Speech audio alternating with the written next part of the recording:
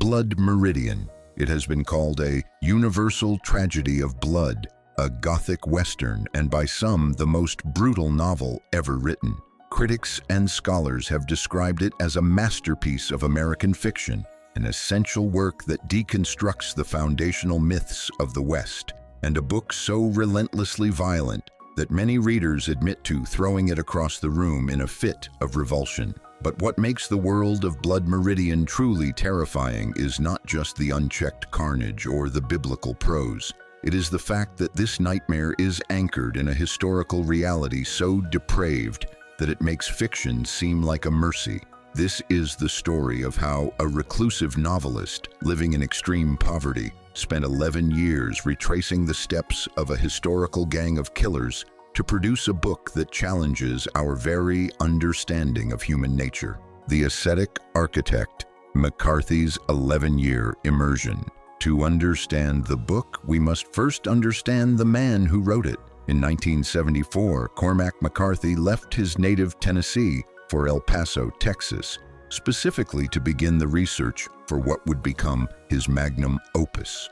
During this decade-long journey, McCarthy's commitment to his craft bordered on the ascetic. His lifestyle was one of total, deliberate poverty. He and his family lived in a renovated dairy barn, and later a shack that lacked both heat and running water. His ex-wives would later recount stories of bathing in nearby lakes and subsisting on a diet of nothing but beans for weeks at a time. McCarthy famously spurned any offers for easy money, turning down lucrative invitations to speak at universities or give interviews, asserting that everything he had to say was already on the page. He funded his research with small grants, including a 1981 MacArthur Genius Grant, and typed every draft on an Olivetti Lettera 32 typewriter he bought in a pawn shop for $50, a machine that he would eventually use to put down 5 million words before it was sold at auction for over $254,500. McCarthy's research process was an act of total immersion. He reportedly taught himself 19th century Spanish and undertook multiple treks through the Mexican Badlands, following the actual trails used by the Glanton Gang in 1849 and 1850. He personally recorded the topography, the mineralogy, and the flora of the region, ensuring that the landscape of the novel was physically and geologically accurate. His archives at Texas State University reveal a man obsessed with the mechanics of the era, from the chemistry of gunpowder to the jotted quotes of philosophers and theologians that would later form the backbone of the novel's metaphysical debates. The historical core, John Joel Glanton and the scalp economy. The factual core of Blood Meridian is the Glanton Gang, a band of Indian hunters led by John Joel Glanton. Glanton was a real man, a South Carolina native and a veteran of the Texas Revolution and the Mexican-American War. He was described by contemporary sources as a gloomy monomaniac whose hatred for Native Americans was fueled by a personal tragedy. In 1835, his fiancée was abducted, scalped, and killed by Lipan Apaches. By the time he reached the borderlands in 1849, Glanton had already built a reputation for explosive violence and daring, earning recognition for his service at the Battle of Galaxara Pass. The gang's operations were born out of a commodified economy of human remains. Following the Treaty of Guadalupe Hidalgo, the Mexican states of Chihuahua and Sonora were desperate to defend against Apache raids. They passed laws like the Ley Quinto, or Fifth Law, which empowered private contractors to hunt Native Americans for profit. The state of Chihuahua set a specific price list for this trade: $250 for a live male warrior, $200 for a scalp, and $150 for live women or children. To prevent fraud, officials defined a scalp as the crown of the head, or a scalp with the right ear attached. However, the bounty system quickly incentivized a descent into madness, because state officials found it impossible to distinguish between the scalps of hostile warriors and those of peaceful tribes, or even Mexican civilians. The Glanton Gang began targeting non-hostile groups to increase their profit margins. By late 1849, the Mexican government realized the gang was committing fraud and mass murder, eventually placing a bounty on Glanton's own head and driving the group out of Mexico. Samuel Chamberlain, the Rogue's Testimony. Most of what we know about the gang's inner workings comes from a single remarkable primary source: My Confession, The Recollections of a Rogue, the memoir of Samuel Emery Chamberlain. Chamberlain was a 15-year-old runaway from Boston who joined the army during the Mexican-American War and eventually fell in with the Glanton gang. His manuscript, discovered in an antiques shop in the 1940s, provides the bones beneath McCarthy's novel. McCarthy lifted specific anecdotes from Chamberlain's life, often preserving the absurdist tone of the real events. For instance, the novel's protagonist, the Kid, is a fictional surrogate for Chamberlain, who, like the Kid, fled home at a young age and possessed a taste for mindless violence. In one instance, McCarthy adapts a scene where Chamberlain meets a man named Brown, bits his nose off, and bayonets him to the ground over a gambling debt, a direct parallel to the Kid's violent meeting with Toadvine in the mud. The metaphysical monster, Judge Holden's genesis.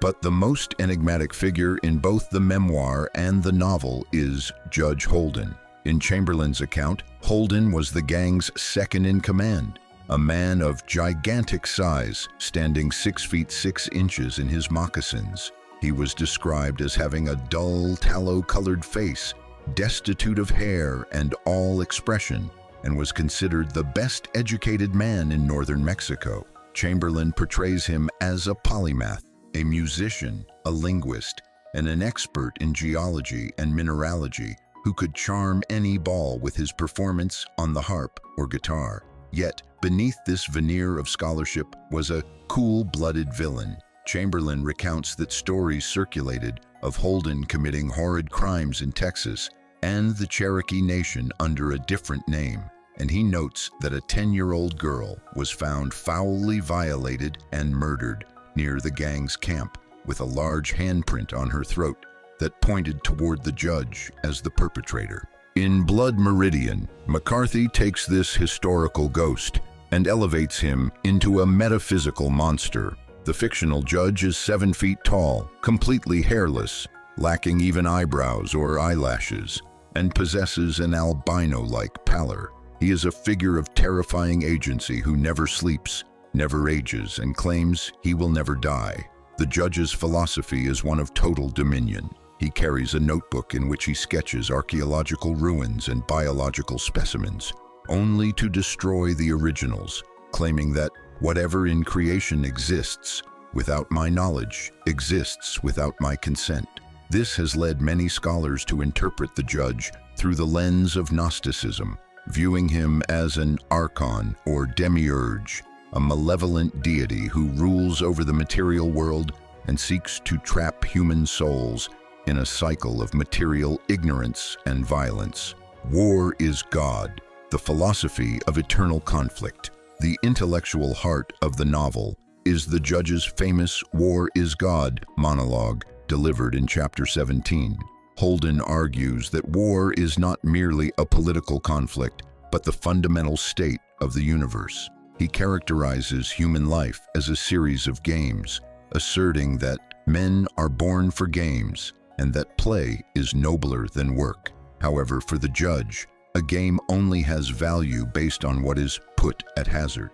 While a game of cards has stakes and sports involve the humiliation of defeat, all games aspire to the condition of war, because in war, the wager is existence itself. He posits that war is the truest form of divination and a forcing of the unity of existence, where the annihilation of the defeated provides an absolute and irrevocable validation of the victor's worth. To the judge, moral law is merely a human invention designed to protect the weak, while historical law subverts it at every turn. The aesthetics of atrocity, truth versus propaganda. The novel's depiction of atrocity is equally grounded in historical pathology. One of the most haunting images is the tree of dead babies, a desert scrub where infants have been hung by their throats. While this specific image is not in Chamberlain's memoir, it appears in 19th century newspapers and political rhetoric used to incite war fever against Native Americans.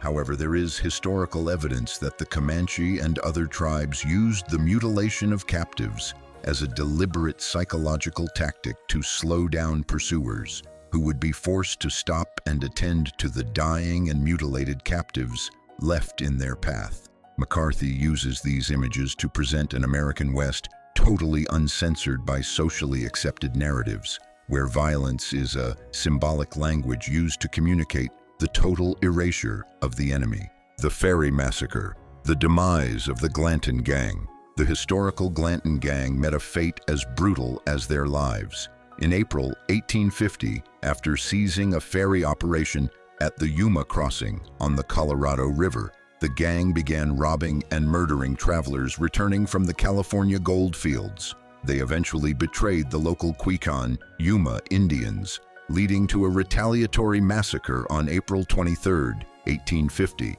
Glanton was killed and scalped in his tent, and most of his men were slaughtered. Chamberlain was one of the few to escape, eventually serving as a brevet brigadier general in the Civil War before writing his confession. The Final Dance, Immortality in the Saloon. The novel, however, does not end with the death of the gang. It fast-forwards nearly 30 years to 1878, where the man, formerly the Kid, encounters the judge in a Fort Griffin saloon. Despite the passage of time, the judge has not aged, reinforcing his status as something more than human. The final confrontation takes place in the Jakes, or outhouse, where the judge gathers the man against his flesh in a grotesque parody of an embrace. While the text is ambiguous, it is widely interpreted that the judge murders and sexually violates the man, finally absorbing the one soul who tried to hold himself apart from the dance. The novel concludes with the judge dancing naked in the saloon, playing the fiddle and proclaiming that he will never die. He is, as the text says, a great favorite who exists wherever the dance of war is performed. A legacy of blood. The legacy of Blood Meridian has persisted for 40 years, largely because it refuses to offer the moral comfort of a traditional Western. There is no justice in this world, only the historical absolute of power. The book is often considered unfilmable because of this bleak tone and unrelenting carnage. Many directors, from Ridley Scott to Tommy Lee Jones, have attempted to adapt it and failed. However, director John Hillcoat, who worked closely with McCarthy before his death in 2023, is currently developing a feature film with screenwriter John Logan. Hillcoat has noted that McCarthy viewed the story as a Faustian tale about the judge trying to win the soul of the kid and consume everything in his path. In the end, Blood Meridian stands as a warning. It tells us that history is a ceremony written in blood, and that those who cannot govern their own violent nature will inevitably be governed by those who can. The judge's eternal dance is a reminder that the stuff of creation is always being shaped by those with the will to hazard everything. The origins of the world's most brutal book are not just found in old memoirs or archives. They are found in the dark heart of the human will to power, a force that the judge claims will never die. Through McCarthy's exhaustive research and his decision to live on the very edge of survival, he created a work that acts as a mirror to our own history. By anchoring his metaphysical monster, Judge Holden, in the very real atrocities of the Glanton Gang and the recollections of a rogue, McCarthy forces us to confront the fact that the most terrifying villains in fiction are often just shadows of the men who actually walked the earth. As the judge fiddles and the stars fall, we are left with the chilling realization that for the practitioner of the ultimate trade, the war never truly ends.